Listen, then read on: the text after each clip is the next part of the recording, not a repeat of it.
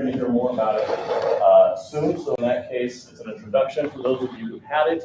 It's a bit of a refresher, and then I'll take some questions and some answers. Where I said we had earthquake drills, we had fire drills. I guess if you were in the Midwest, you might have tornado drills, that kind of thing. We now know from the last 15, 20 years, unfortunately, that our modern day problem is violence on campus. That's the modern day problem. This was an actual question asked to seventh graders, the whole classroom. And the answer was that. That's an actual picture that Adam took of the student's work. What's your grades that you have here? What grade levels do you teach? Okay. The issue is school violence. And this student says we need a school savior. At the end of the day, there is someone who comes and saves, but it's kind of a sad testimony that this is where we're at. I'm going to ask you to suspend your personal thoughts on what would solve this, the political questions, right? And just take it from the fact that it's here. This happens, unfortunately, with more frequency. Adam and I are observing than we appreciate. Right? So, what used to plague? Rewind about 150 years ago, if not more. What used to plague schools, and not just schools, anytime you got a bunch of people together, what was the big danger? About 150 to 200 years ago. What do you think the danger was of large loss of life? 3, 4, 5, 6, 10 people at a time. Disease was one of them, not the one I'm thinking of. Fire. Still is, by the way. Biggest threat to humans since the dawn of humans has been fire. You cannot stop a fire, it will go until we are all done. Right? Those fires. When's the last time you heard of school children dying in a school fire? Probably never. Right? Why? Why is that the case? We practice it a lot. We have created a mindset, right? It's not just in the United States. We go on to another, as a matter of fact, I don't think I was trained here at your school, but if the smoke detector went off, the fire alarm went off, we all do the same thing because we've been trained exactly the same way. Stand up and first pause. Is this being real, right? Jack, look around, wait for someone in authority, but eventually, if we can't get an answer, yes or no, we're all going to go to the door, almost in stillness, single file, and we're all adults. That's because we've been trained since we were young how to deal with that. This problem that the students have been dealing with the last 15, 20 years, since at least online, is not fires. We've gotten rid of that problem. Their problem now is active shooters or active violence. It doesn't have to be guns. Okay? So think in your mind of someone who wants to hurt you or hurt your students. One of the concepts that we teach, and I present it here, so it spells out hero, but it is not linear. Hide, escape, run, overcome. You'll see that it's easy to teach this way, but your teachers, some concepts you have to kind of give it to them linearly, but it's not, other than math, right? Even that's questionable once you get to like geometry and different things like that. So what we're talking about today is this. Our mindset is if we can, just like with fires, if we can get people to think in terms of safety concepts and just bring them into their daily without scaring people. There's no board, as you can see, it looks like a comic book, right? That we could probably do some good, and I have a story at the end where there's some evidence that we're on. You're all teachers, so that means you're all thinkers. Is this some wazoo remashing of policing stories? Adam was a police officer, also retired. The answer is no. It's based on, any science teachers in there? Science? Okay. PE? Any coaches? Anybody do sports? Okay, thank goodness. All right. You know the body's natural reactions, right? Matter of fact, you're using it for your students in their favor, or you're trying to teach them to overcome, right? Any training academy, fire academy, police academy, military, similar. Our training is based on what your body and your student's body, okay, will naturally do. So freeze, fight, right? There's another one they added recently. What was it? Anyone know? When you get startled, you're gonna fight, you're gonna flee, you're gonna freeze, or you're gonna make sure they put another F in. Fawn. What's fawn? FAWN-ING. What's fawn? Social studies, any social studies students? Is that yes? Yes. Please don't hurt me. I'm actually on your side. Right? And we've seen that played in the psychological literature where all of a sudden the person who was held hostage actually aligns with the person doing harm, right? What we're going to talk about is in large part based on what your body is going to do anyway. Okay? So people say, why are you going to teach me to fight? Well, we're not going to do any karate, we're not going to do any jujitsu. We're going to hopefully bring awareness that when something goes wrong in a way that it should not be going, that you know what your body, what you can expect from your body. And like the coach teaches the students, his little sportsmen and sportswomen, how to use it to your advantage. That's the goal. All right? Some things to keep in mind. The administrator's still in the room. They invited us back. That means we didn't color out the lines too much last time. We are generally, as teachers, we are rule followers. Yes? And now we're the shot callers. Right? You are the person in your classroom. Classroom management, which makes you a manager. Right? So we like linear. No running in the halls, no doing this, doing that, you're not doing this, you're not doing that. Very linear. A plus B equals C equals C. What we discuss here, and when these things, God forbid, happen, those go out the window.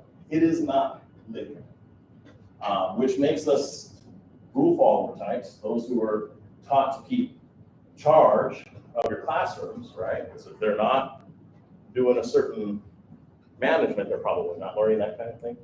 You don't want your room out of control when administrators pass by. But when things do not go normal, this stuff goes out. Okay? In a number of ways. You will, this happens all the time, you get the questions. Well, we're not allowed to do that. You're telling us to do X, Y, and Z, or at least consider it, but within your policy and procedure manual, right? You have a policy and procedure manual, and it's a public school, so now you have the N code on top of that. You have all these codes that say you will do this, you shall do this, you shall not. A lot of shalls and shall nots. Some of the stuff that you may be thinking about having to do when things don't go well, things aren't going right, will raise some of these things. Anyone? What's that? Don't touch children. Don't touch children. Yes. People are surprised when I think that house. There's only two classifications of individuals, government workers, which you are, take a check, that are allowed to touch another human being with cause. Who are they?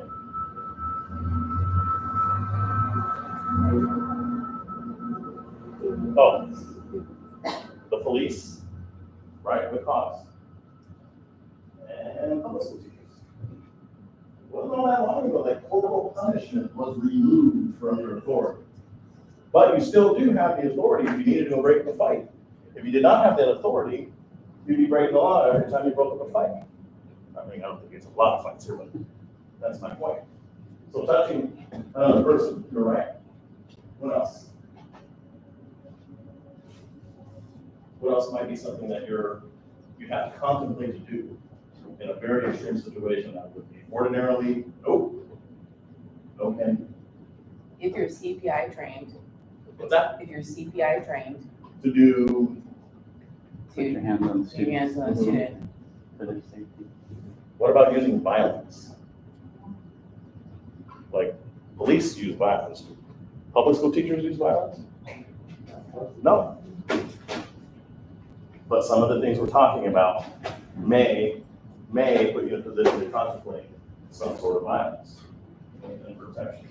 I bring this up just to get you comfortable and think about it this way. This is worst case scenario. I'm not saying someone's having a bad day and they're throwing a tantrum, so you go into your room. Okay? I'm talking, you've heard, you've looked, and someone is actively trying to harm you. And by harm, I mean up to and including death, okay? So it's no holds barred type of situation, okay? The other part that teachers have a hard time with, and by the way, it's not just K-12, college professors are probably worse. Losing control. When we teach you about running, we're not teaching you to run with your kids. We're teaching you to let them run without you, where you might not be able to see them. I'm getting looks like, oh, you don't be safe. You don't. Okay. So you create all sorts of rules and best practices, right? So more preliminary things. When do you call 911 in an active violence situation?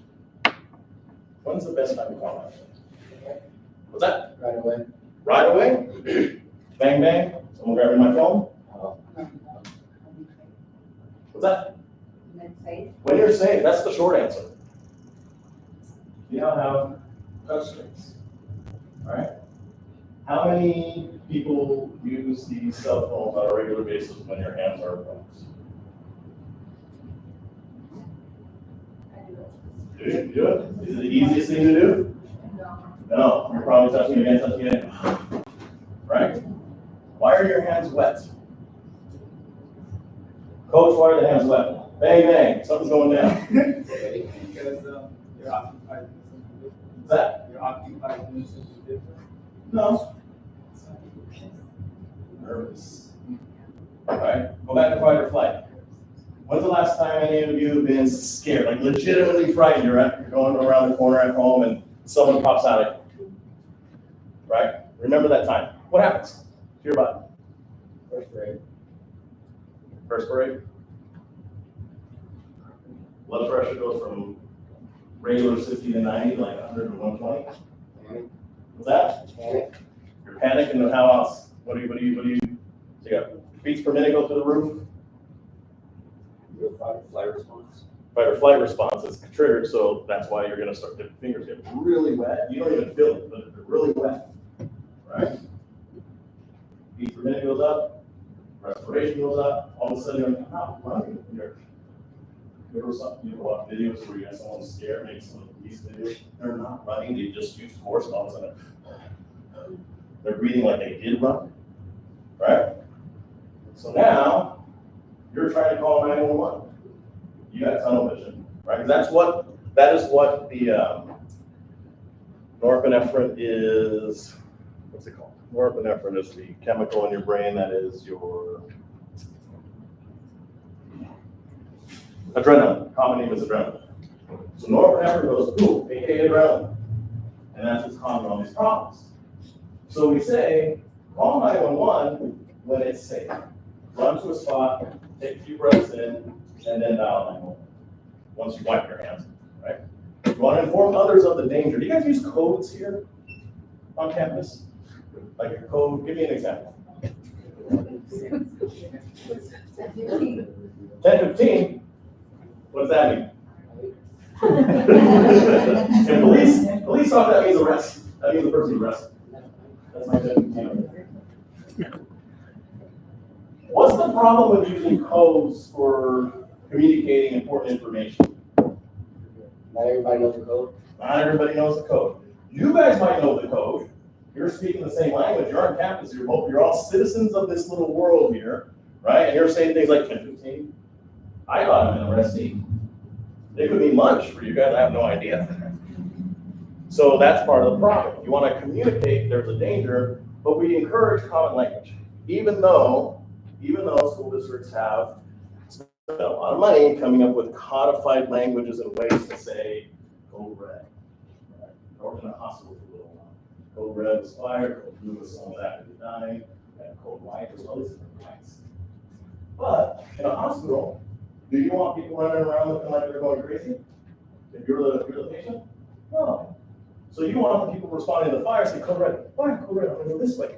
You're not freaking out. I know I'm going over this way. Calm, cool, and collected. Fight or fire. If you have something going on on campus, you don't have to worry about calm, cool, collected. You want to get people more.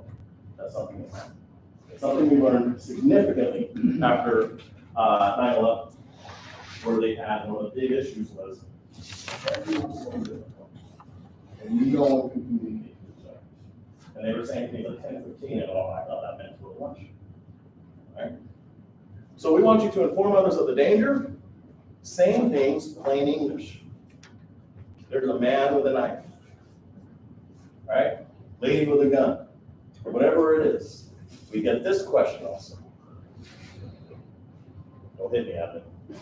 But in our conversations, popular conversations, people say, well, I wish I relied on some actual questions. How do I assume what they are? And I say, very simple. You Google like what's in front of you. We're talking about someone with a gun, kids. Not the time to have your advocacy, or let someone have an advocacy moment with you. They present as a man, that's what you could say. Man with gun, woman with knife. What was she wearing? Head to toe. Blonde hair, white shirt, blue jeans, black shirt, or black shoes. Head to toe.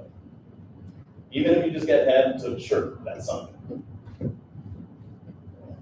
In these circumstances, just like you're going to be excused from doing things that are ordinarily against the rules, you're going to have to put a pause on your concern about the court of popular opinion. Because that's what people need to hear and stay away from the danger. And that's what people coming to help you need to know what they're looking for. You're not making a statement against or for, up, down, left, or right, in any other way except for danger. What's it look like? Run that way. And let the people know in plain language, using appropriate alarms and using appropriate address systems.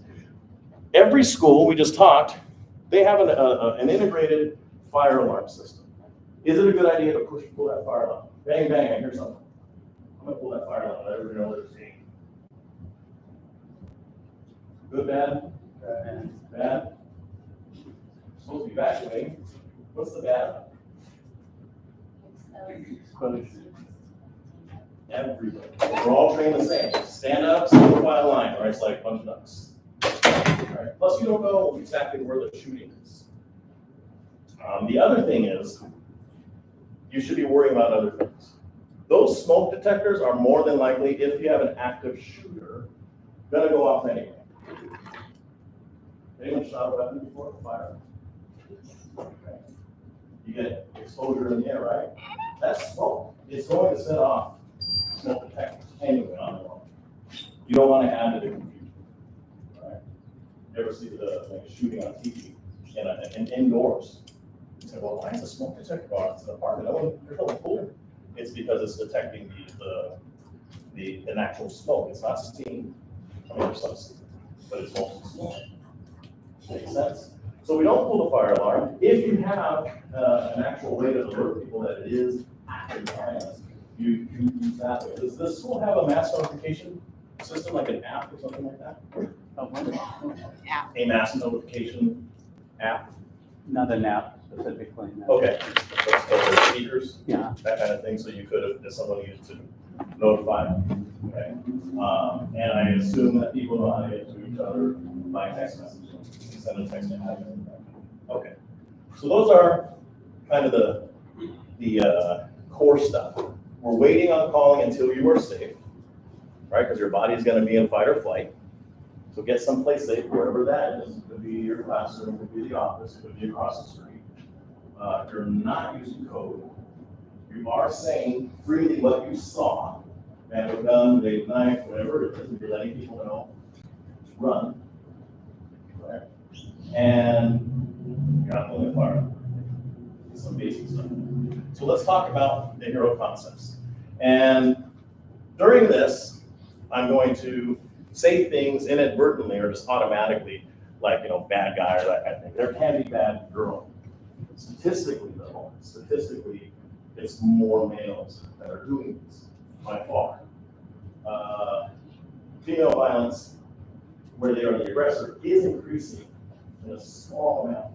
and it's a domestic violence, not necessarily this, so I'm not trying to offend anybody. Yes, I know women can do violence, but more and more, if you look at who's doing these, it's young people.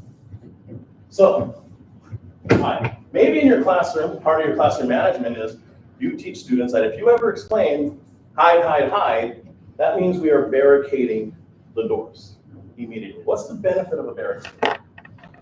We used to say, oh, it's to keep the person 100%, keep the person out. What's the benefit of a barricade?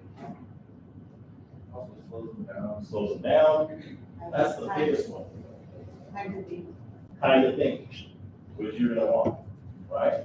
And yes, it does, to a better degree if your door opens inward, your barricade's work better. But what about this if it opens outward? Should we barricade this door? If we needed a barricade, should we? Yes. Absolutely. Because we're buying time at the very least, right? Maybe someone has the key, they can pop this thing. Maybe right here, you can figure out how to wrap this. Not the most effective, right? But you're closing these things, and we've got plenty of tables in here to barricade. That's the first thing I would do is barricade, high, and then deep.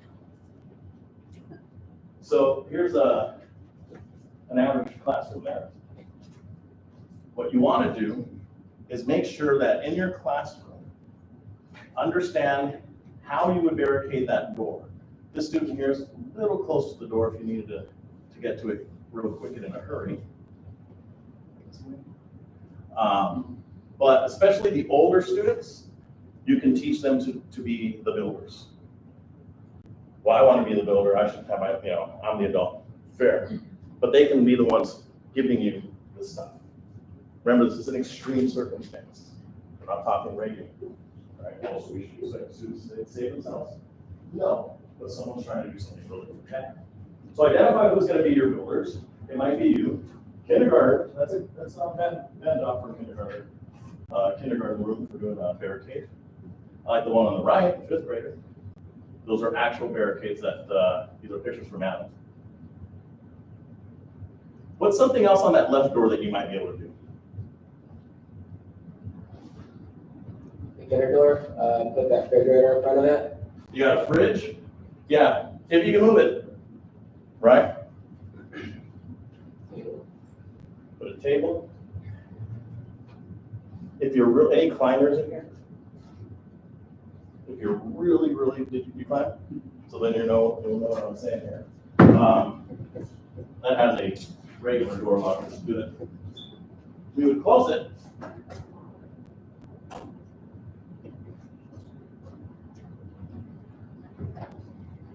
And this is if for some reason you can't barricade. Barricade the door. Number one, point blank, barricade. Well, I can't, there's nothing in here, or whatever it is. There's only 3 large things on the wall, I can't move. If you happen to have a rope, and I say that because sometimes people won't go out and get a rope once it says. And it's not this, it's that knob. And you tie it, and you tie it, and you tie it, and you tie it. And you are reasonably sure it's not coming out. Wrapping it at least once around your body. And like a climber, 1 foot here, 1 foot here, drop to your butt, you are down the ground, and you hold. Okay. Are you comfortable? If for some reason there's a push and pull on that door, is it going to feel good? No. So they're not lightning. Even if you're not heavy, you do not have to be very heavy. It's the dynamics of where you are, your anchor. It's going to save us. Well, I'm going to shoot through the door. It's me. Yes. It is possible. Whether it's active violence by knife or assault. Your first goal, though, is to barricade. Whatever you can do. At least to buy you time. It keeps them out. Find another way to escape if you need to. I'm going to pause there. Questions, comments, thoughts, concerns? So are we going to be barricading our classrooms? I would say you want to, at very least, practice in your mind how you would do that. So when I started teaching in high school, and I did move my room around to optimize my ability at high schools, and I had a lot of football because the criminal justice classes and the forensics. So I was reasonably sure if I needed a barricade, I'd have help. But I made it to where I could do it myself. I had 2 doors. So look at your room and ask the question, if I had to barricade this, how would I do it? If I had to barricade that door, how would I do it? Now, I don't know, it depends on your classroom and the rules. Can you keep rope or this kind of thing? I don't know. But I did look at my classroom every time I got a new one. What if I needed to defend this space? How do I do it? Does that make sense? Good question. What other questions? Yeah. So once it's barricaded, yes, ma'am. What can you do with interior doors between classrooms and one? You can barricade those as well. We've had that a lot, actually. That was my classroom setup, and then there's another spot here in town where Adam and I, when it's like a series of connections behind the classrooms, and all classrooms had at least one door facing the outside. So the focus is on how do you harden those doors, how do you barricade them, so where that becomes not a problem, it actually becomes a benefit if you had to escape, right? But also think about if you had to figure out how to, do they swing both? Do the doors swing in and out between the classrooms? Then figure out how to barricade it the best way like you would an external door, if you had to barricade. I always liked them because in my classroom was the same setup. And the teacher to my left and to my right, we knew that if we need a barricade, we were going to treat it as one big classroom. Everyone retreats to the back into those spaces because there were no exits. It was only through the classrooms. Does that make sense? Does that help? Right. So once barricaded, what do? When do you open? Once barricaded, who do you let in? Nobody. What we train and what we teach is nobody. Period, end of story. This is another topic. Okay? What people think will happen, barricaded. Mrs. So-and-so, let me in, it's me, and everybody knows me, so you want to let me in, right? We think, okay, I can get everything out of the way, then get me in, and then put it back where I found it, and everyone's safe. You could encounter difficulty re-barricading that door. Okay? It could be the intruder. Or it could be a Trojan horse situation where it is someone using the me's voice that you recognize to get in. So 3 out of 4 potentialities are non-news. So what we say is, once you get it barricaded, it's barricaded. Period, end of story. Plan to be there for 2, 3, 4, 5 hours until police say it's time to go, or a trusted voice from admin says it's time to go. We get this question from time to time. Well, what if it's another student? What if it is Mr. So-and-so who I know? What if it is my kid? Because all your own kid goes to school. What we teach, because of the danger, is you do not open the door. They should be running, escaping, right? The other options. That feels cold, but we're using what we know best and statistics. Will somebody come back and tell you you made the worst decision of your life to unbarricade because you heard that voice? That's a game time situation that you have to figure it out, right? What we're teaching you though is once it's barricaded, it's barricaded. If you know the voice, you tell them to run. They should be taking the same thing. If you choose to unbarricade and let them in, no one's going to come back and say, how dare you break the rules? No one's going to do that. It's a game time decision that you have to make, especially when you're talking about young kids. Especially when that's hard, and we recognize that. But we teach there's too many things that can go wrong with unbarricading before officially told time to unbarricade. So we say, do not do it. So then when do you do it? Law enforcement. How do you know it's going to be law enforcement? How do you know it's going to be the police?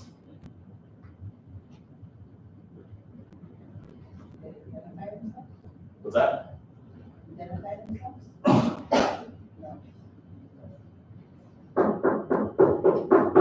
bro, it's the police.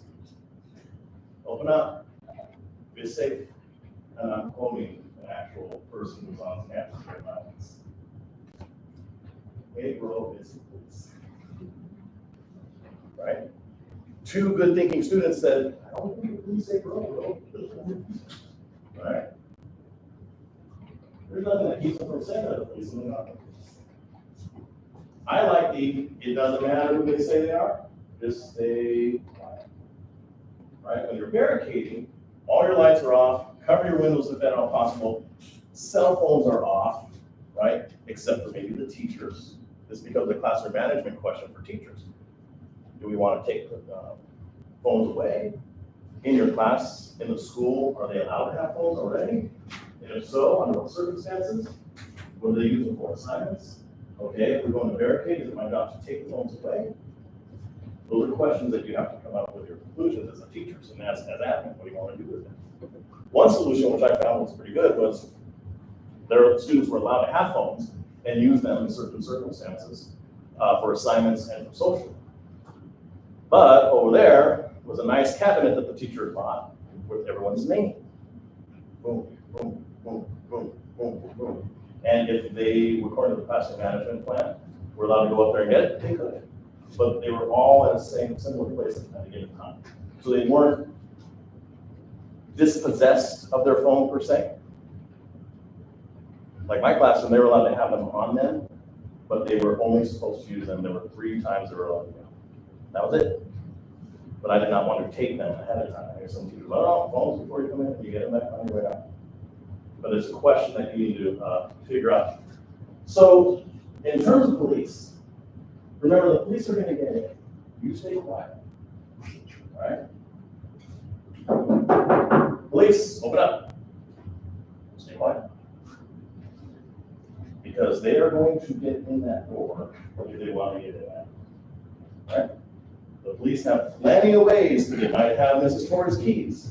If they don't, they have explosives. If they want into that room, they're getting in. So you just stay quiet. And when they do come in, because they don't assume it's just one bad guy doing damage, they're saying there's at least one bad guy doing damage. They don't know who's who or what's what. So we do say, if the police come in your door, through your barricade, or you're running and you're escaping and you encounter them, keep your hands out. If they don't know, all they know is they're looking for somebody and with a gun. Keep your hands out. And if you know where they last seen, count them, even that. Right? They're probably going to want to run past you in an escape situation. They're not going to want to sit there. They might look you up and down real quickly, go around, make sure you don't have a gun, and then they're going to be running into. In the barricaded situation, they're going to come in, and they don't know who's in there, and they don't know if you're going to come hostage. So they're going to come in. There is a likelihood that if you're an adult, or you're a large enough young person, like at a middle school or high school, they're going to get handcuffed. And they're going to make sure that you're not a danger, and then they're going to unhandcuff. But the barricade, only if it's the police. How do I know? Because you're staying silent and they will get in if they need to get in. The other way you can do it is call 911, very silently, or text. So the way these things work generally is as the police are going to check for the bad guy, whether they have found the person or not. They're now at a certain classroom, they knock the door, but before they let the tactical dispatchers know we're at such and such school. We're about to knock on door 13. It's red. And when no one answers, they look at the window, they see it's empty. Room 13 red. Moving on to the next one. What that means for you is if you are in one of those back rooms and you can make a silent call, hey, I'm in the classroom, 27 barricaded kids. Someone's knocking on the door. 13 red door. Is it them? The dispatcher, and you've called 911, so you know who you're talking to, will be able to confirm, yes, they are clearing doors, do not move. Or yes, they are clearing doors, can you let the officer know you're in? Officer, we are in. That type of thing. Because everyone's going to know, something happens, everyone's going to know in the region what's going on. So the minute you dial 911, Even if it's not the dispatcher who's directly dealing with that situation, they're going to know. Make sense? So law enforcement, you get some sort of notification, official notification, if you have to escape. So now you're barricaded, and all of a sudden, through that door, which we did not account for, in comes bad. We're going to escape, right? That's another time you get that barricade down. Or if you, as the teacher, have determined the danger in here outweighs the unknown danger out there, we gotta move. What would be probably close to the only circumstance where that would be the case, that you'd have to worry about? Student has like a seizure or is having You're gonna hate the answer to that is you can help the student to the best of your CPR and AED training, which may be very limited. Fire. Remember, fire is the worst thing for a human. If you are in that room and for some reason a fire breaks out, your known danger inside is as bad, if not worse, than the unknown danger. So you have to make a determination. Do I stay here or do I move? Or we move? That's your determination. Fire inside that you see, or the fire, the smoke detector has gone off, and you check, and in fact you smell smoke, and you reasonably think, yeah, this building's on fire. We are no longer safest here, so we're going to have to move. So if you do have to move, we want you to think about things like hideouts and holdouts. Actually, we want you to think about these things even in your classroom. Okay? There's a difference between hideout and holdout. A hideouts are something we would call concealed. Any former military people in there? Something that conceals you? Oh, it's like this. We don't even know all of this stuff is back here because it's concealed. But look, got tables and such. Concealed is the Scooby-Doo thing. Can't see me. That doesn't mean it protects you, right? But it conceals you. That's what a hideout is. In a cabinet, behind a desk, behind a table, down low under a stack of fabric, something like that. Behind bushes, behind, well, trees actually cover, so it will be a good holdout if you had to. The holdout is protective. It's not just going to conceal you. A holdout will stop a knife, stop a bullet. Think about the policey movies that you see. They get out, they come under fire. First thing they do is duck behind the car, right? That is not a hideout, that is a holdout, especially the front, because the engine block will stop most rounds. That's a hideout. I'm sorry, that's a holdout. So thinking in terms of what could I have for my students to either hide if we needed to move, and they're hidden, just concealed, right? If the bad guy doesn't know they're there, the bad guy doesn't know they're there, right? Or is there something that we can move to where if we needed to, we can stay there for a few seconds, give me like 30 seconds, 60 seconds to gain what my next step's gonna be. That is protective in nature, right? Trees, you'll see this all the time. Go on YouTube, watch the policing stuff. That's what they're doing. They're angling for, can they see me over here? Same thing with doors. You ever see them go up there? I don't care if you're a cadet or you're the largest SWAT team, you're taught, knock and move. I'm hiding. That way, when they come to the door, if they have a gun, they have to try to find me. Right? So think in terms of hideout, holdout, and something called safety triangles. The door here has a red starry looking thing, and that denotes danger. Okay? If bad guy can see within that angle, any math teachers here? Where's geometry? Okay. There's your geometry. We use it. That means that's the danger zone. Okay? Kind of like here. When I knock here, it's all danger zone. So I move over here using the angles. The green area is least dangerous. The barrel of a gun is that red starry thing. That close you can rely on the weapon shooting, generally speaking, straight. There is drag and there is going to be gravity, so it's not going to be 100% straight. But for your purposes on keeping safe, generally speaking, safe, straight. This is why if you ever see TV shows with police, they go hard on those corners, right? Because they're assuming some things you're just not going to help out. You got to get to it first, right? Using the angles. The green area, you get all your students rushed up here. Like if something were to happen in here, safest place for us, here's a danger zone, over here. It's that same concept. Where's that angle? If someone was making a ruckus here, I would be right here. It gives you the ability to respond, and it takes them a while to see you. And if it's a weapon, they've got to move it pretty darn weirdly to get you. Even enough. It works this way. We had, I don't think this was recorded, but they had a SWAT team that hit a house, and it was a robbery suspect. And the problem was very bad. The guy had weapons. Ended up shooting and engaging the police over there, all those SWAT team members. Right where that movement is. Right there. Never knew. That guy never knew they were there. He was there in that safety trap.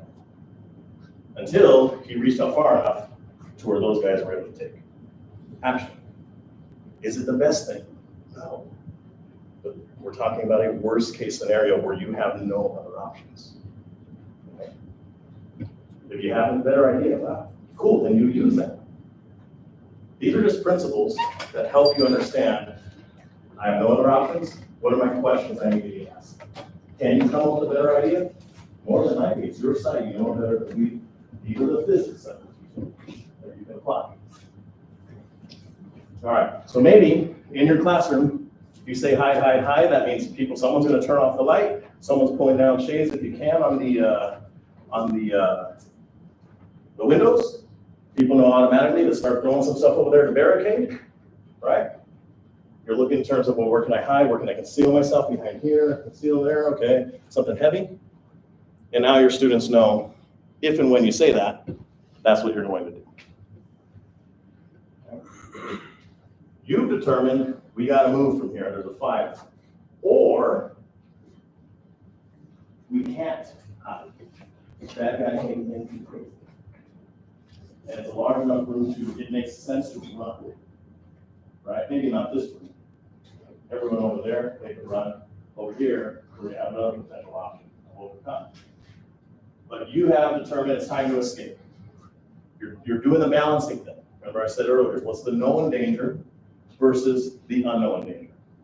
I give that to you because you're never going to know 100%. You're just going to have to go by what you think is the best thing at the time. That's true about a lot of things. So again, this is a library. We'll assume it's the first floor. There's bad guy. So kind of that situation where I told you he's here, he's close enough, he's far enough. What would you do here? Would you engage? Under that door. Yeah, you got a door right there, huh? You definitely got a door right there. If it's the option of, well, it's locked or it's not there. You got your windows. Don't got that one, but you got that one. First story or ground level, easy. Second story, gonna hurt, but you'll survive. Third story, the younger you are, the more you're gonna survive without aches and pains. 4 and above, no. We have what we do. We have second story, yes. You will survive. Will be hurting. This is worst case scenario, but you will more than likely survive. Your second story fall. Or jump if you need to. Your students probably bounce back way quicker than you. Okay. Is it the best option? No. Is it your favorite option? No. But it could be your only option. All right, unless you're that close and then your other option might be overcome. We'll talk a little bit about that. So if you have to escape from your classroom, what is the order? Who goes first? Let me ask this, in a real fire or a fire drill, who leaves your classroom first? Because sometimes this conflicts with practice at the school site. Depends on the school. Students go first for fire, okay. We say the same thing here. Some schools, it's the teacher goes first to lead. All right, that makes total sense. Again, sometimes they have a sign that says, their name or room 17 or whatever it is, so they give that to a student. In terms of active shooter, active violence, we say the students go first. Okay. Why would we want that to be the case? The teacher goes last. Why would we want that to be the case? Check for anybody left behind. What's that? To check for anybody left behind. Make sure there's nobody left. It's a scary situation, and your students are going to be freaked out. And you might have one or two not wanting to move because they're still in that fight or flight, right? But they're in the freeze, so they're not moving. So you might have to say, you need to go. If you have two adults in the classroom, I don't know if that's the case here, maybe there's 8, you can have an aide go first, something like that. And everyone follows out. But once you're out, you have to store it, once you're scattered. You have to ask this question about who is on your campus. This is an important thing to consider, because not everybody has the same capabilities temporarily or permanently. I have a question. Yes, So ma'am. let's say if you're in a classroom and there's a student and they're like not moving. How long do you stay with that student, try to get them to move to escape? It's a great question. They're not moving because they're afraid. They're like. They're frozen in fear. Yeah. This is where you have to figure out your own capability. Right? I like this question because it pivots on this. This is true for these things too. If you think you have the stamina to pick up the student and run, maybe that's what you do. If you know I can't run with the student and my life's in danger and other students' lives in danger, you gotta make a decision to leave the kid without you. These are not normal circumstances. We are not saying 100% save everyone. We are saying save as many people as we can. That's not easy to hear. It's probably a little worse than the going over the barricade, even if you recognize your fellow teacher's voice. Okay. But it's the same question with, well, what if there's someone who has a cast? They should run to the best of their ability. Well, I can't leave them behind. If you think you can pick them up and you can run with them, it's a game time decision, just like opening that door. You do that. But if you get 15 feet and you realize it's been a while since you've been to 24-hour fitness, it's not easy. It's very, very difficult. And it might be worth trying at home, picking up one of your kids or someone's niece or nephew and see how it feels. It's very difficult. Same thing with fighting. How can there 5 people? It's very difficult. I've had many one-on-one fights in the gym. It is not easy to fight another human. So if you think you have the stamina, you can pick them up and you can run with them, go for it. We had a class, not a class, it was a school that had really, really little. It's like, we're talking, they had a nursery. And here was their plan. They ran it by me and Adam. And I remember thinking, that's inventive. It will probably work. Some kids are gonna get hurt, but they're not gonna be dead. They thought they can roll out the cribs. Right? 'Cause these are those kids. Same scenario, these humans cannot move on their own accord. Right? So what are you gonna do? So they thought, we're gonna move them in the cribs because they have the rollers. Well, they get out to the playground and they crib, the wheels dig in. Was that plastic stuff? Can't do it. Then they realized, literally, you can see it from the playground. There's a fire department right there. So their plan was, reach into the crib, put the 8 babies, 9 babies, 10 babies, grab the 4 corners, teacher A, teacher B, run with the kids. And as they're running, we said we don't have any science teachers in there. The physics of it, they start swinging. As you're running, these things swing. They realize we're gonna hit walls. Yep. We're gonna hit toys.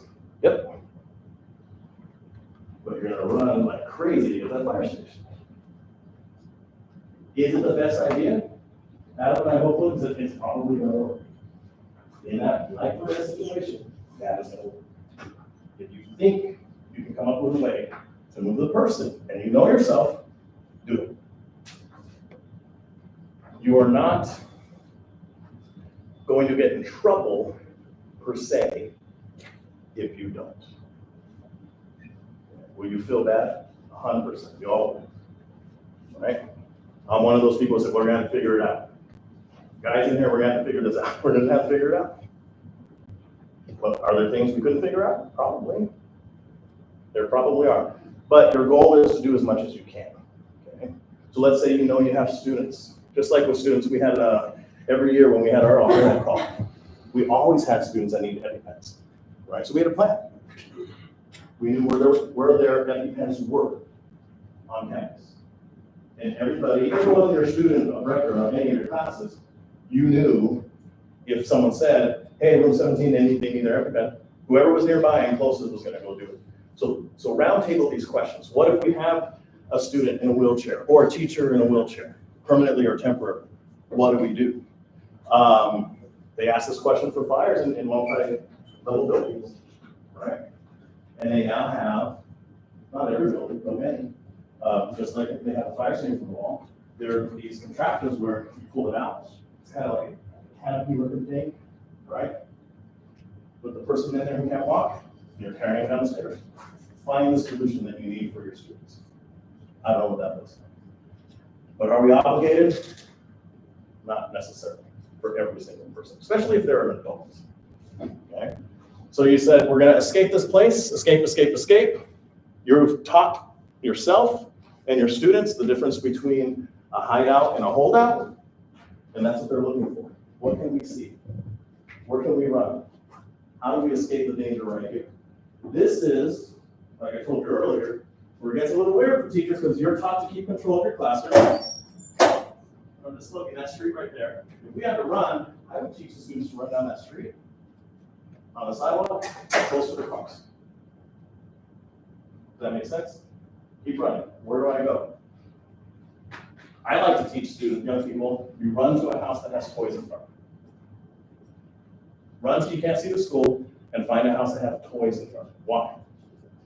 They have kids. They have kids. Maybe not 100%, but hopefully they have kids.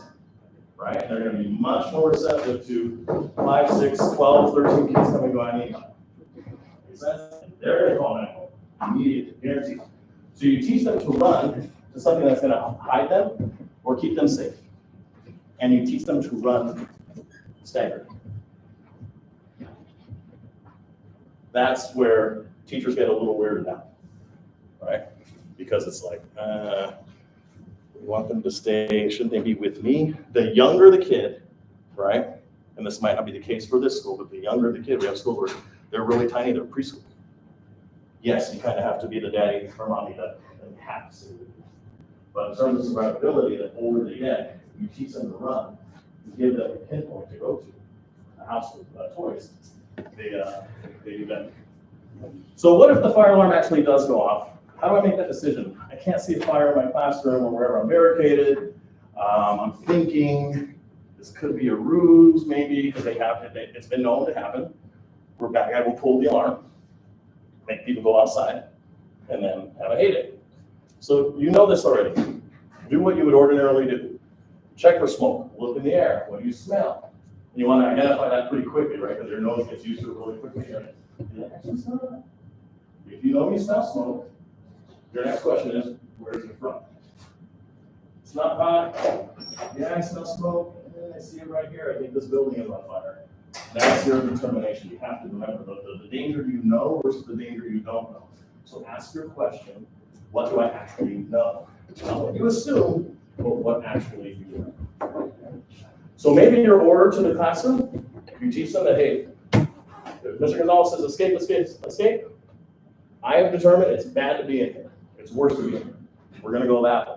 And when we go, we're gonna unbarricade that. Everyone else goes first. I want you to run down that street, zigzag, run till you can't see the school anymore, and find a house that has toys. Look, there's no toys. Find someone else. Try to find them. And then you take action.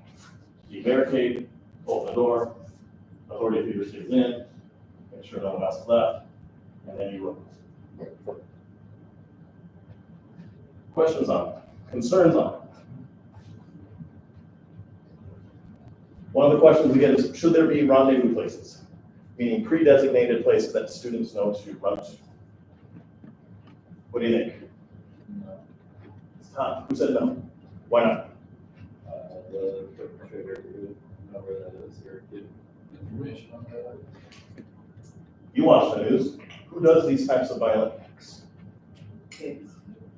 Former students, spouses of staff, faculty, former faculty, former staff. They're not totally disconnected people. So if we all know the secret code, then someone connected may know the secret code. That is a big downfall for having pre-designated areas. It's tough though. Some schools still have them. They have them for staff. Hey, if there's an on-campus emergency, we want all personnel who are not on campus when it happens to report to McDonald's at X, Y, and Z, and then an administrator will meet there and they'll figure out where to go. That's not a bad idea, but it is susceptible to a very big potential that someone inside knows it. That makes sense. You just have to figure out how you want to deal with it. So you've decided we're going to run, we're going to escape, and once you escape, that almost always goes in tandem with running, right? The other time run comes into play right away is I walk out here and there's bad guy right here. I'm either running or I'm overcoming. That's my options. Remember, these are not linear. They're linear to make hero, but they're not linear to present it to you. So whatever it is, you got to run. And we talk about fun run and danger run, way to teach students, talk to them in a way that they understand. There's any runners in here? The one runner for fun. Two runners for fun. These people are interesting. They say, I'm gonna go on a run. I used to run all the time, not anymore. I'm gonna go on a fun run. I have a beginning point, I have a goal, it's usually a straight line, right? Or a circle. But there's a finish line. I did 5 miles last week, I'm gonna do 6 miles this week, whatever it is. That's fun run. Not fun run, danger run is all over the place, scattered. You want them to zigzag. You do not want them in a pod like fish, except again, little ones, they're gonna have to. But your student's age, it's gonna feel weird, because your job is to protect them and to be with them, right? You are mom and dad in the absence of mom and dad, right? It's gonna feel weird. But we are saying the highest potential for them, if there is a shooter, is for them to scatter for their own best. And what's the reason? A couple people said they shot some weapons, and what's the reason? Why would this work? What's that? Yeah. You don't shoot at the target, right? Just like you don't throw the football where the person is. You shoot or throw where they're going to. Well, if you've got 100 people running and you don't know where they're going to be, as opposed to if they're together, we're group animals. We start behaving similarly really quickly under stress, by the way. And all of a sudden, it's like a school of fish. And I can probably guess, and I can shoot into a school of fish. But if we're teaching people, young people, run and scatter, no fun run, danger run, teach them how to do that. The bad guy has a very difficult time predicting where a particular individual is going. All right? So the science types of this complexity, chaos theory 101. Right? Again, consider who do you have on campus? What might we have to do? We had a question once where the maintenance guy, there was everyone who had taken training. He says, is it okay if I bring the pickup truck to school as a pickup truck? That's used for maintenance, it's only on campus. And if we have the people who can't run, What do you think about that idea? Why not? Wow, HR is gonna say, I don't think insurance covers it for student transport. Doesn't matter in this case, right? Doesn't matter. And they were talking about the maintenance guy's job was, if we had kids on campus that had a disability, either permanent or temporary, for school year X and X, here's the plan if we had to evacuate. Pull the old rickety pickup truck, throw them in the back, break like 17 different vehicle code violations. But for it, and to McDonald's, police department, fire station, somewhere safe, right? So consider, who do we have? Where are you running?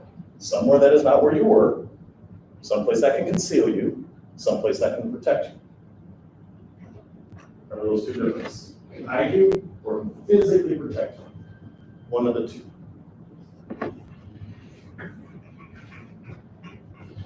Depending on how quickly this evolves, you may run and see a series of emergency personnel already in the neighborhood. You could run to them. Some gas station, some open place, they might have what's called a CP, a command post. You're gonna notice there's a cluster of people there. Run to them. But if there are any emergency personnel, you run zigzag as far as you can in as open space as you can, with the exception of the street. Because remember, the cars will protect the students from gunfire.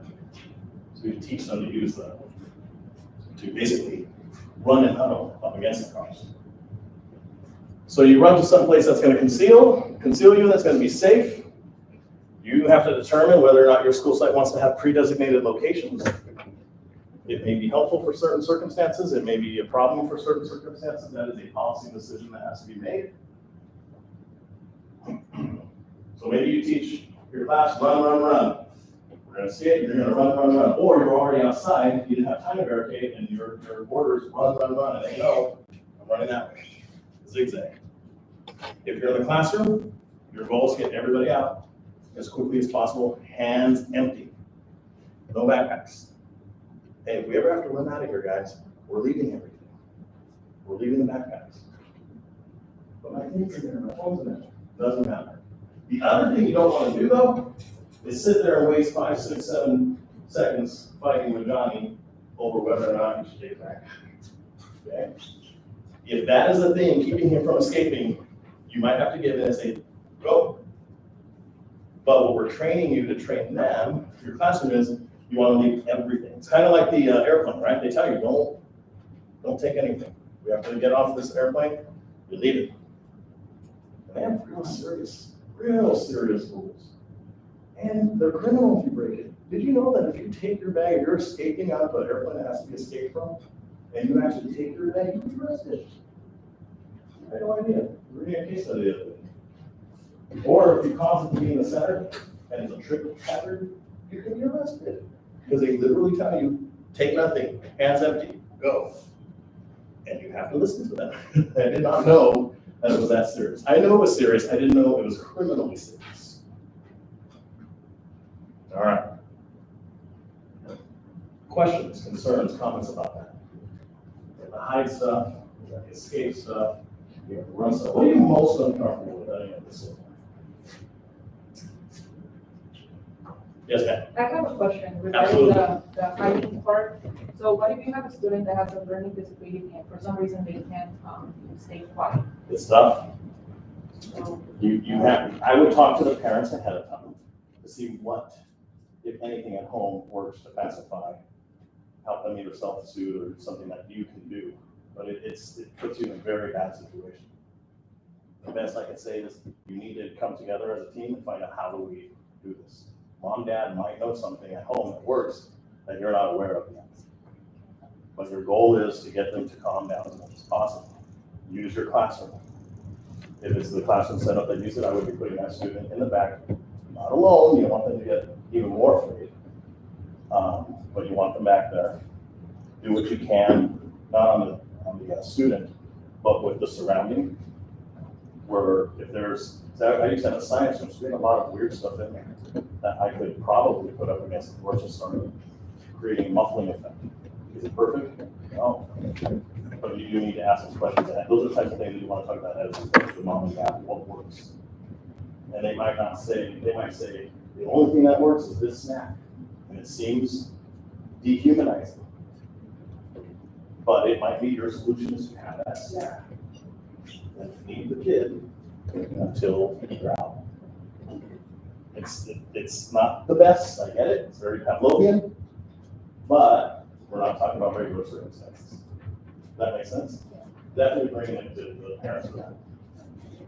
What else does not feel the most comfortable?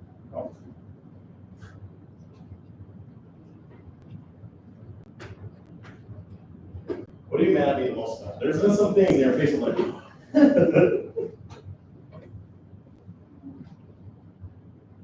it's up, huh? Just the kid running out. Yeah. Just running. Yeah. It's tough. The thing we know that does not work and that costs lives is having them. We know it. We've known it for years. That is the wrong thing to do. It's one of these problems that smart people like teachers, we don't like these problems. We know what's not to do. But there are 1,000 other good works or good not work we don't know. Right? It's not linear. But what is the answer? I don't know. That I know is not the right thing to do. Statistically, doing that increases. We're increasing probability. That's what we want to do. We're increasing probability of survivability. Are we making it perfect? No. But remember, the individual has brought this to you. This is not your problem in terms of, I'm going to feel guilty if I make the wrong decision. Guilt comes into this all the time. I'm going to feel guilty if I don't try to fix the kid. I'm going to feel guilty if I have to leave a kid. I'm going to feel guilty if I lose a kid. Yeah, this is not your guilt. This is, we're talking about someone else has decided to come and do harm to you and your kids. Okay, so this is not a guilt thing, not from your perspective. It's tough. So there was a staff member who asked me last year about giving kids like candy or something to suck on. If they're having to, hide in the classroom and be quiet. What are your thoughts about giving kids like candy or something to suck on? I am Pacify them. I am for doing whatever it is to pacify the student. It sounds bad, but I am for doing whatever it is to pacify the student that increases the likelihood of you not being offended. And there's an ethics question here. Because people say, well, can I muffle with my hand? I don't know the answer to that. That's a school district question, okay? We're already talking about breaking rules, but there's a line. There's a line, because that's a type of force. So those are the types of questions that really are good questions that need to be asked in a roundtable. What happens if, with parent information, informing this conversation? But to your question, and we stopped. Our administration every year, you're not supposed to give candy to kids. It's Halloween, how am I giving candy to kids? So I broke the rule every so often, but by and large, we were not giving kids candy because that is okay. In this situation, I would have no problem. Here we go, here's another sucker. Here's another sucker. Because your goal is to keep the group as safe as possible, to keep it hid. Your goal is to keep a worse harm from happening. Does that make sense? Anything else making you feel uncomfortable? All right. This is probably good. This is the worst case scenario. Either where you are in that moment, the person has presented themselves and it is crystal clear, there's no ambiguity, they mean to do harm. Well, could they have waited? There's none of that. You know without a doubt, there is no good reason this person have this knife on this campus. There's none. Well, maybe there's none. All right? Unless it's in the hands of an official, a teacher who has taken it away, there is no good reason for a non-member of this community to be on your campus with a weapon. So you are not under any obligation to give them the benefit of the doubt. All right? Well, should I wait to see if he or she raises it? You're not the police. You have kids to make. That's not your job. Your job is to teach, and when, God forbid, something like this happens, protect. That's it. So we're going to talk about overcoming. Hiding didn't work, escape didn't work, running didn't work, or you're now in this situation where you turn the corner and there is the bad guy. Okay? Your goal in all of this, okay, is not to harm the person. Okay? Physically harm. That's not your goal. You might physically harm them, but that's not your goal. That is their goal by this. Their goal is to cause physical harm. That is their goal. Your goal is to create resistance, chaos, and disruption. That's your goal. Why? You want to maybe dissuade the person from causing harm. Maybe. You want to distract or confuse the person. If you're in fight or flight, don't you think the other person who's doing harm is in fight or flight? They're also in fact in fight or flight. They also know something about these shootings or these acts of violence. What do they know? There's no way out. What's that? Like, there's only one way out for the most part. It's time limited. If someone comes to do harm to your students, they made the decision to do harm. You did. And they know it's time limited. What happens to these perpetrators? Generally speaking, they get shot or they kill themselves.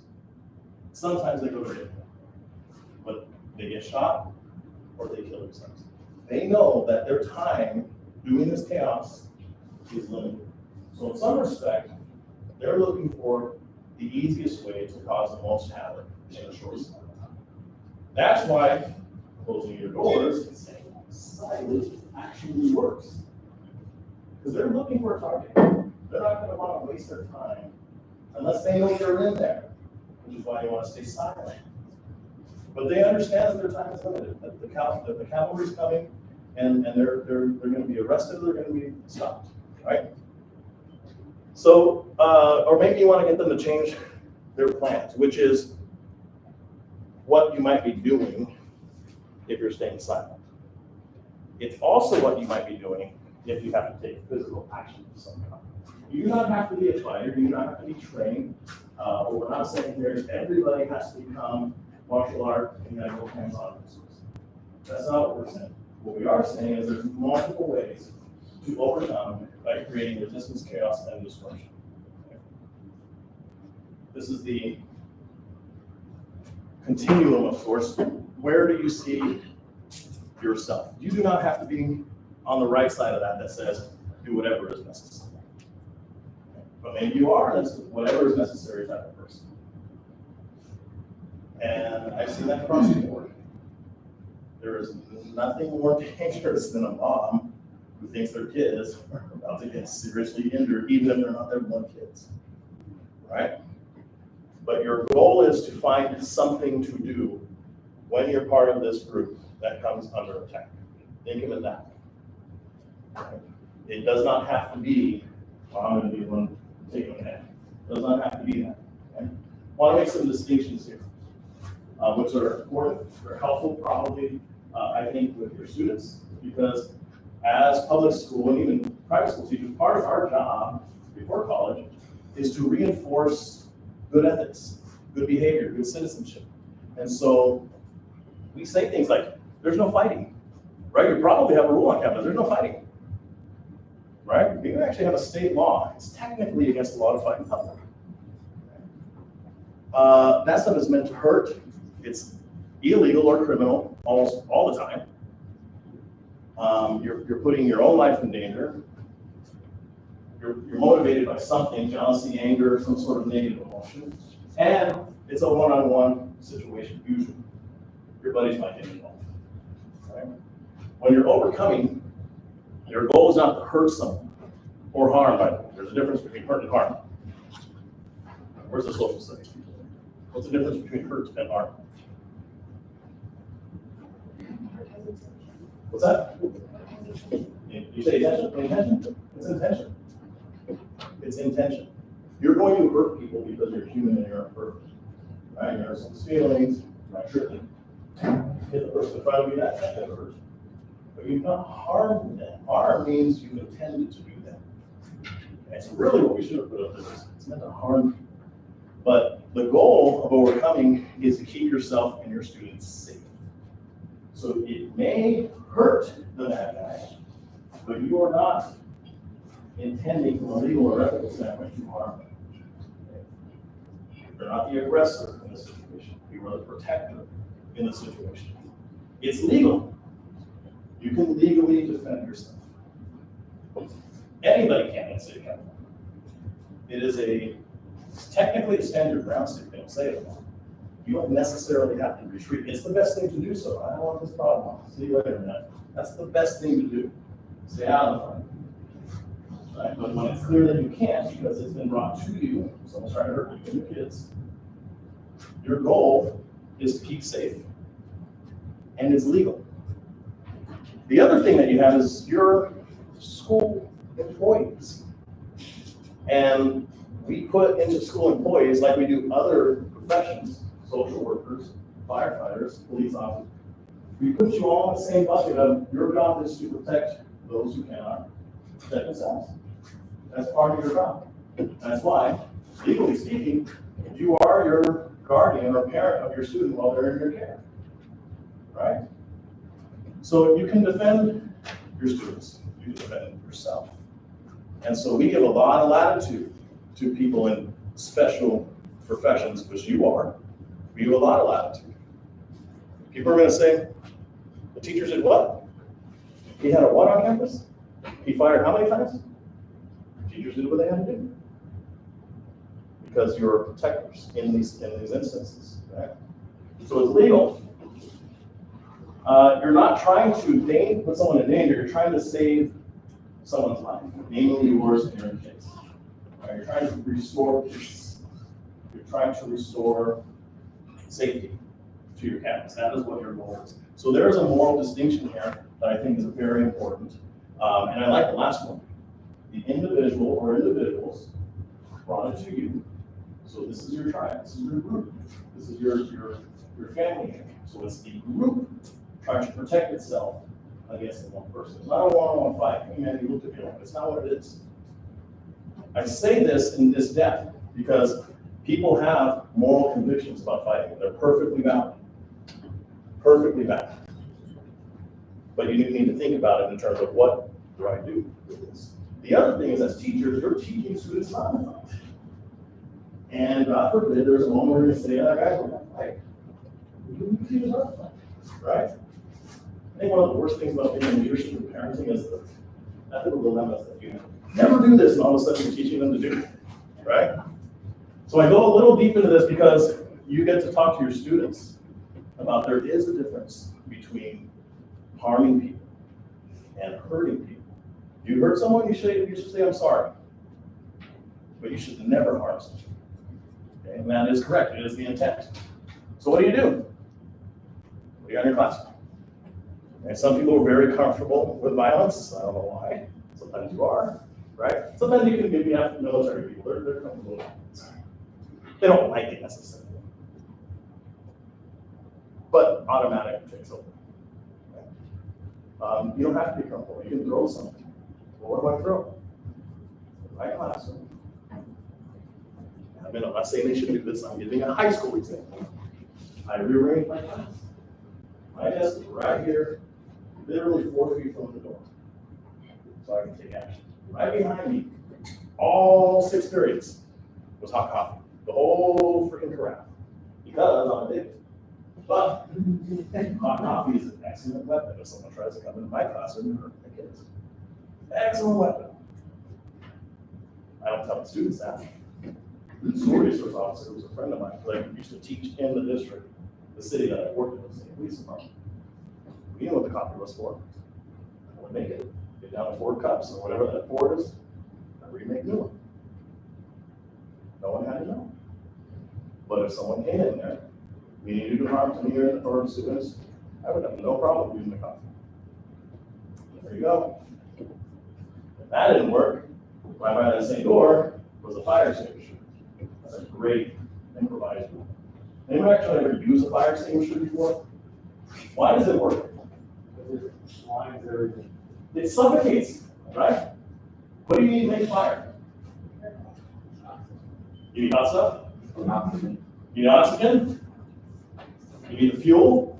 You need the flame, the initial flame. Deprived of any of those three, fire's gone. The fire extinguisher smothers, it absorbs the oxygen. So, bad guy, and you've got to be, again, this is legitimate, genuine, you know this person means to do harm. Not, oh gosh, this that I can't stand him, yeah, they look a little angry, not that. That's the bad news. But you know the person is approaching you and your students or just you, and they mean to do harm. You see the gun, you see the knife, whatever it is, okay? Or bang, bang, bang, and people are running, and here comes this person that you don't know, and you see blood. You know this person means to do harm. That fire extinguisher, right in the face, done. It will infiltrate, well, first of all, their eyes are gonna be burnt. Anyone wear contacts? I wear contacts, it's a pain when these days, right? It's the worst kind of dryness he or she could possibly endure. It'll soak up all the wetness in the nostrils. And if you're too close when you use it, you get it yourself. Sometimes you, right?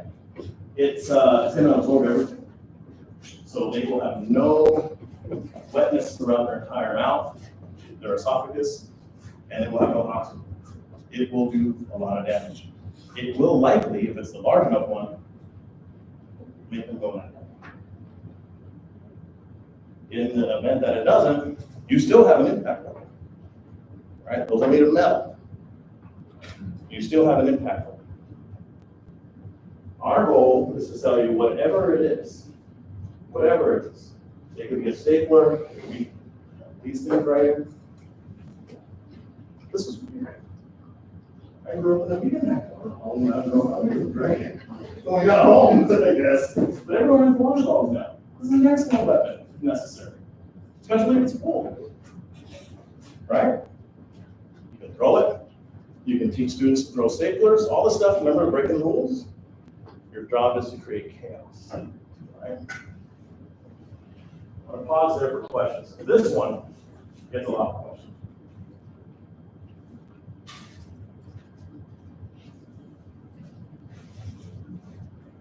Really?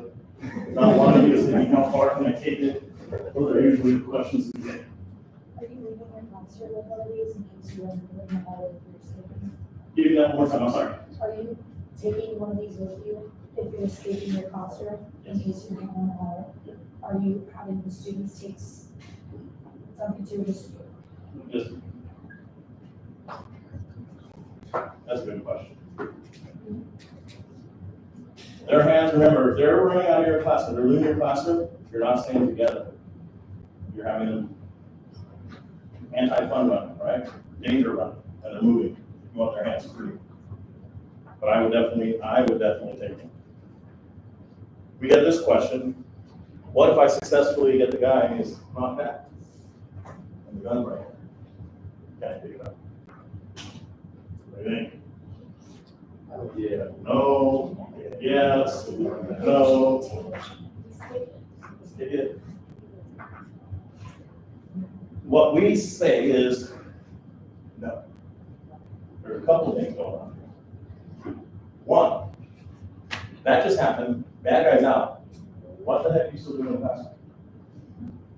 Or wherever you are. You should be running, the kids should be running. Two, it is a valid concern that if you look like, hey, he's kind of coming to, he's not totally out, the gun's still a danger. That is a valid statement. What else can you do with that gun? I heard someone say, take it away.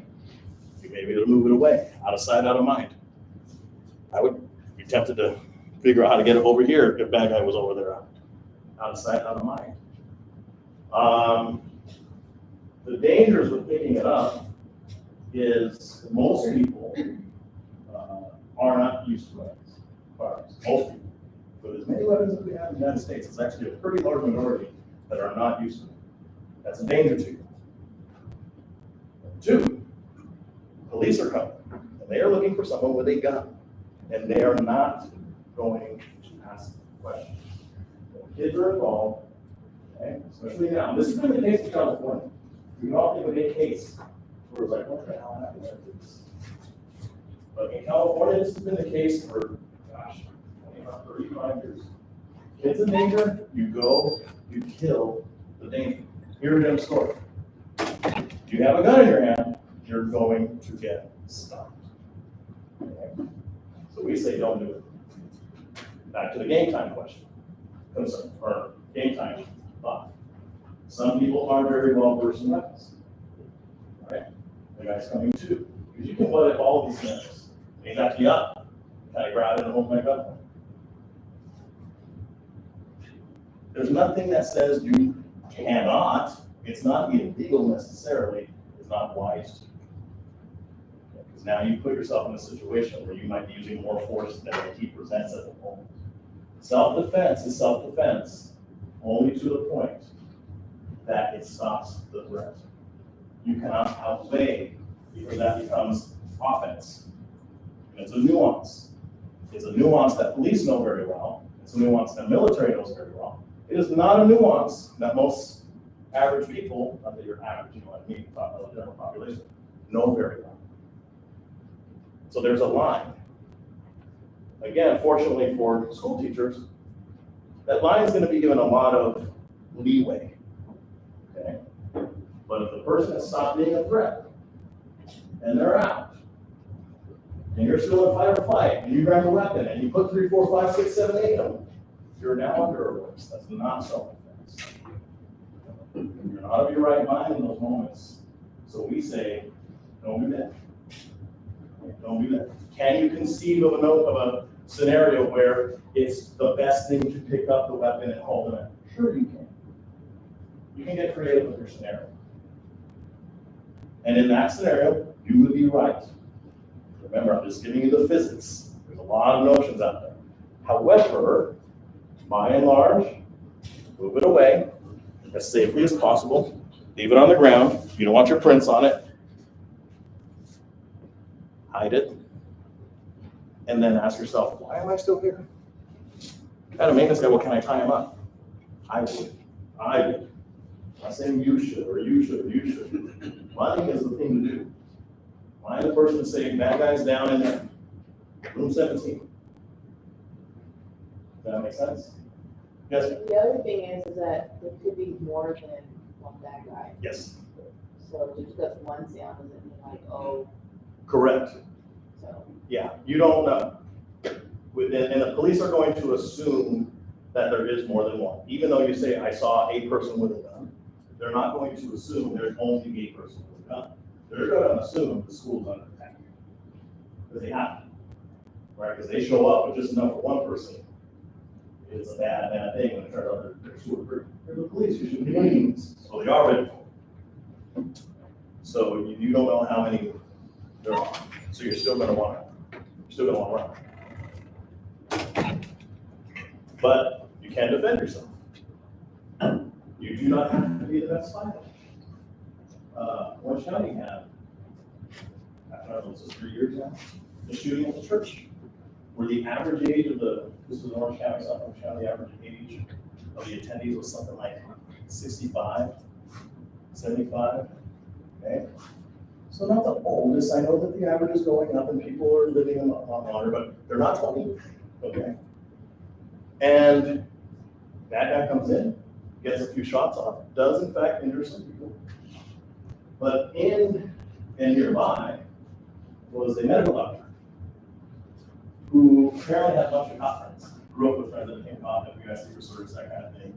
In Orange County, I imagine San Diego is similar. They'll have other professionals that train, that augment and help SWAT teams. So in Orange County, we have paramedics or doctors who will train and be with it. So anytime SWAT gets called out, they're volunteers. They'll put on their SWAT vest and it says medic, they go with them. So he was trained to a certain level to give medical care under weird circumstances, not a fight. But his inclination was to overcome. Got up, tackled the guy, he did take a gunshot, and he did die. But before he died, he was able to struggle with the guy. And the ushers, who were like 70, 75 years old, ran to help him. One guy got on one leg, another guy got on another leg, Another guy got on one hand. These are all people older than we are. And one guy got on the other hand and held him down to council. And the police were like, had that not happened, you know, it was sad to lose the doctor. But no one else was killed. It ended. You feed into the sanctuary. Will that happen each and every time? Don't know. But we do know doing nothing is a guaranteed loss. Doing nothing, especially when it's that close, is a guaranteed loss. So ask your question. If I needed to, what's in my classroom that I could use? How does that feel? It doesn't feel good if you understand it, right? And we don't hope that this ever happens. Our hope is you get to hear this and never have to worry about this. But unfortunately, we can't guarantee that. So we have to think about it.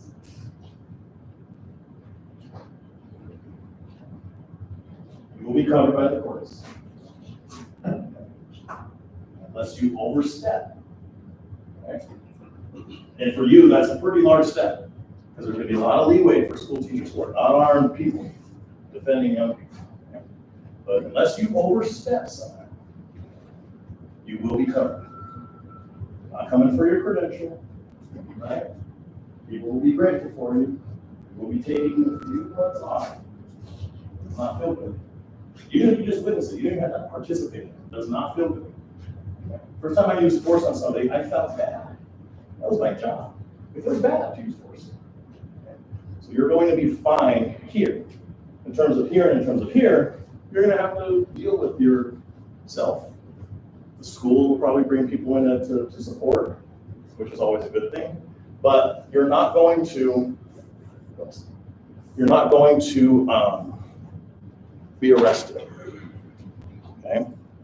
Your job is not to do that on a daily basis, but you are the protectors. So maybe, depending on your comfort with your class, you teach them. And we did something similar in my class. I did not have hero background. I was teaching high school. But there were strategically placed football team. You always like it. Perfect. You're right there. They became the frame to the classroom. Right? Everyone else is in here. Because they all were interested in the topic, right? Teaching criminal justice and forensics was fun. I had an easy trust because there was a natural fun to it. But they were very protective people. And so they had it in their mind, well, so someone tries to hurt us, a little too much, by the way. I had to pull them out. It's not likely to happen, okay? But we had. It wasn't overcome. I don't remember what I told them. I tried to just come. If someone comes through there, you guys know, I need like 5 seconds or less to get my coffee. If coffee fails, then we're heading to the stash. That's all. But have a plan for your class. What do I let the students know and when? What do I want them to do if we have to escape, if we have to fight or overcome? And that's the language that we use. Because most people will say, I don't like fighting. But you can get them to a point where they realize, yeah, I can overcome something in this film. I can probably do that. Okay? This stuff, by the way, works in all sorts, this mentality, this thinking, this preparation, in all sorts of different types of emergencies, not just man-made violence, not just people wanting to do harm. But you can prepare yourself for all sorts of things, thinking like this. So I encourage you to think about it, not just by your classrooms, but at your home. What if you had to defend your home? What if you had to escape from your home for some reason? It doesn't have to be violence. It could be a really bad storm, foul weather, that sort of stuff. What are you ready for? We often wonder, we do, ask that like, are we doing good? This is, I think it's about 6 months old. This is an actual email sent to Adam. And this is a student who was trained in HERO and was now a young adult. She graduated high school, living life. But like some who are in sports teams or other affinity groups, cheerleading, this is a cheer situation, they stay connected, right? Maybe they come back and they're a coach or an assistant coach or a support of some kind, or they go to, in this case, the competition. I'm sure you've already, you're gonna see your eyes reading it. There was an actual shooting. And she's writing, Mr. Smith, which is the teacher. It's actually not the name, because we did change that name. Wrote the teacher because the teacher had to put this into their classroom. Actually, the whole school had to put it into the classroom, saying, I remember these things. You don't have to remember one or two concepts. Overcome or run, you only got to remember a portion of it. And it worked. It works because this is working with their own body, what's going to happen during fight or flight. This is stuff that we teach to some degree our military and our police personnel just in a different way. There were some educational psychologists who helped develop the curriculum. So how do we get these important notions without scaring teachers and scaring students? What do we do? Can those notions be translated into something? Yeah, don't say fight, say overcome. That's a good point. All right? So we're proud of this because it did work. And all we're asking for you is to think about it. You know, our hope is you never have to worry about this in the real world. But it's in your head just in case something happens either here or at home or at the grocery store. That kind of thing. Totally different context, and it worked. So what are your questions? What are your concerns? Yes, ma'am. So what happens if the shooter is actually one of your students inside the classroom and let's say that they're blocking the door? Is that when you like will fight them or? That is in my opinion, that is an overcome situation based on what you just said. And in a room like this, it doesn't have to be too big a room where it might be our overcome situation and all their run situation. Does that make sense? If the room's big enough, depending if someone comes in here, I think we're a little far to run. I think we're kind of in an engaged situation. But maybe not them. They might be able to run. It's a good question. What else? What other questions do you have? Concerns, thoughts? Yes.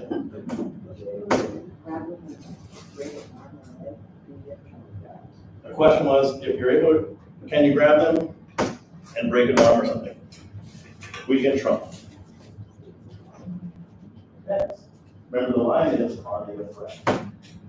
If they've just been doused with pepper spray or fire extinguisher, and you go in there and want to break their arm and the purpose is revenge, you're in trouble.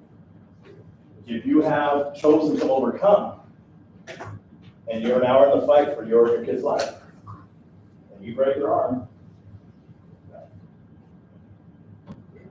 does that make sense? So it depends on words you're on. Not where, but when, chronologically. Right, you're doing what you have to do in that moment. What other questions? Yes? Are there any things to look for, like any warning signs that somebody might be intending on harming people? Don't have that slide. The answer's in a way, a lot of them smells, but there is a lot of leakage on social media. So I don't know if the school has this, but I was on many districts have this, called behavior intervention. And I was on the behavioral intervention team for my university. And what we're doing is we're scanning concerns from professors and other staff and students about people's awkward behavior, weird behaviors, abnormal behavior. Abnormal, awkward, weird, as per the observer. And it was enough to get the untrained observer saying, that's kind of strange. And they would report it to an email or a phone number, and then all of us on a team, we get a message. And we come together, and we're looking for certain things. Are there any notes of anger, or the world is against me? Particularly with guys, and be like someone like 16 and like 30. I can't get a date, women hate me, I can't get a job, this kind of stuff. It's all, that's the world is against me. looking for stuff like that, looking for things, it's not a personality type, but it's,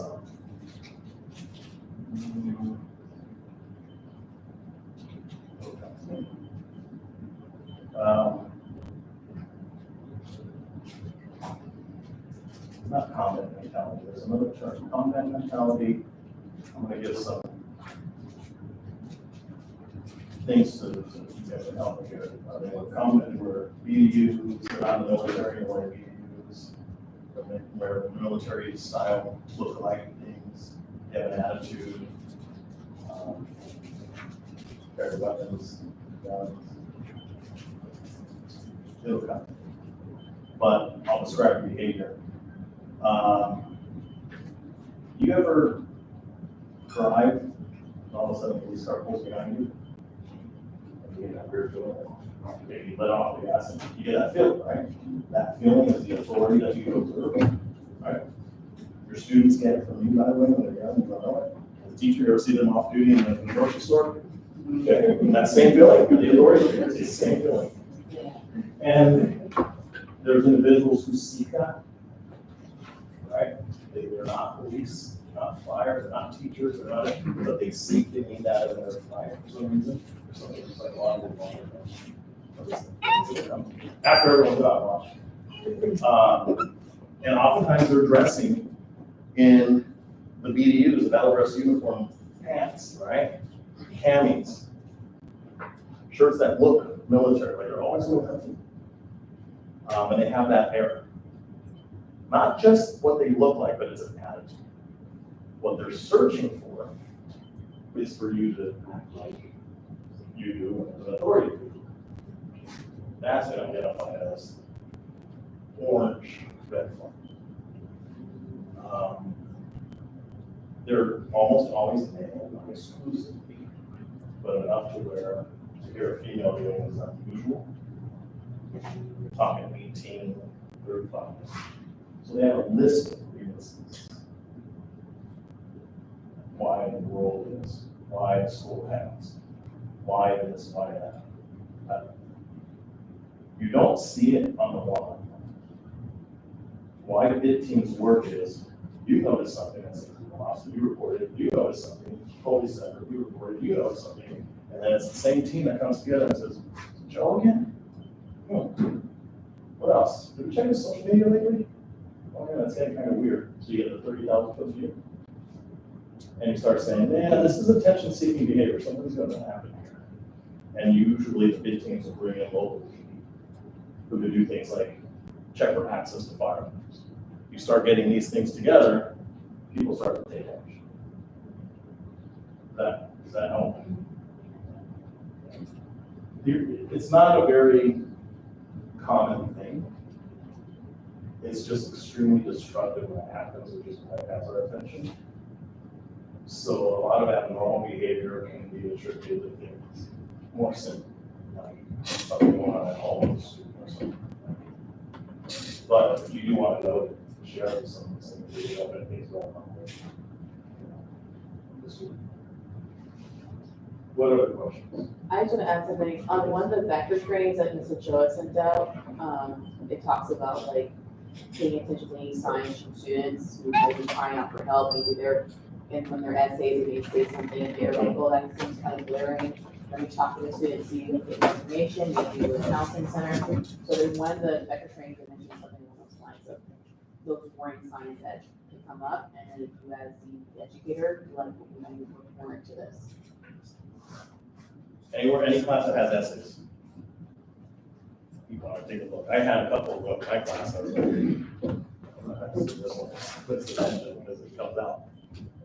So Dr. Gonzalez, so we're like another 5 minutes or so. Are there any other questions, comments, concerns?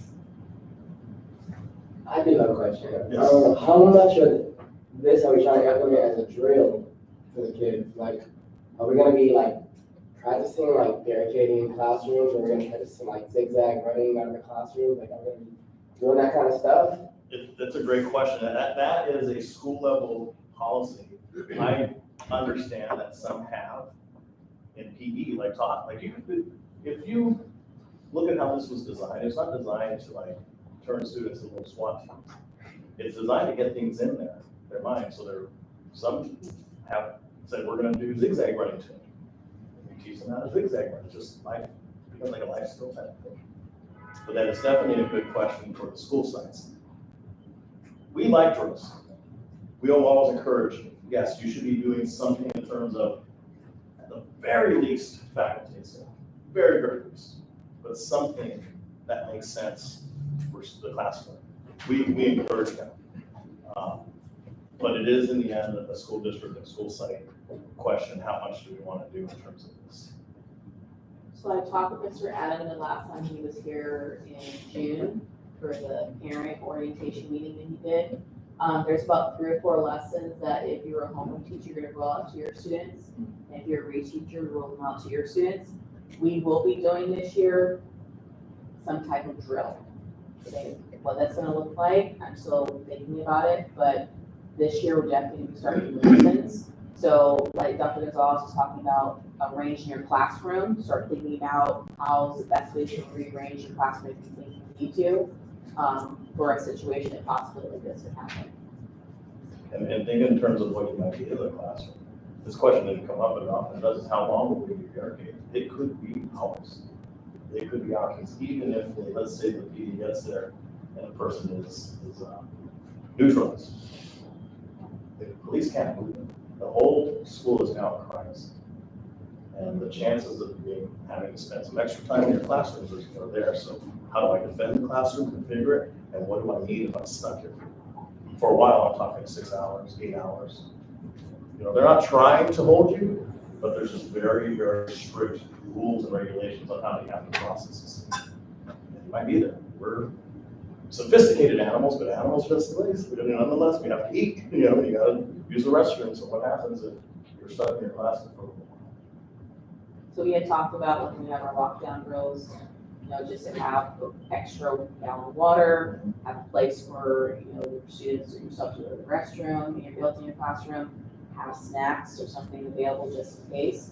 We've been working on that the last, I don't know, for years. So we had the lockdown drill all down. Now we're stepping up a little bit with some additional drills here to kind of help us get more prepared for things like this. Commando complex, sorry. It came to me, commando complex. There it is. Now you know. Okay, You would come to me. any other last questions? It always feels weird to say it's a pleasure because the topic is kind of weird, but we're here to support you. They have to go, admin knows how to get a hold of us. If a weird question comes up, they know how to get it to us. We're not that far away. So for me, it's a short 2-hour drive. For Adam, I think it's an hour and 45-minute drive. It's a little closer.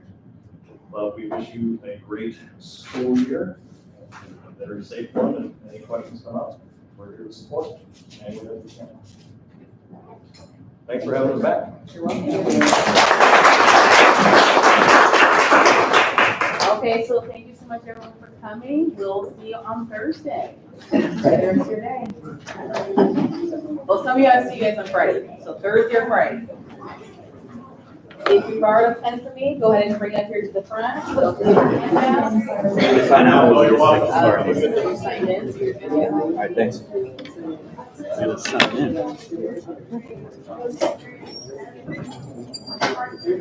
I'll make sure I sign in, huh?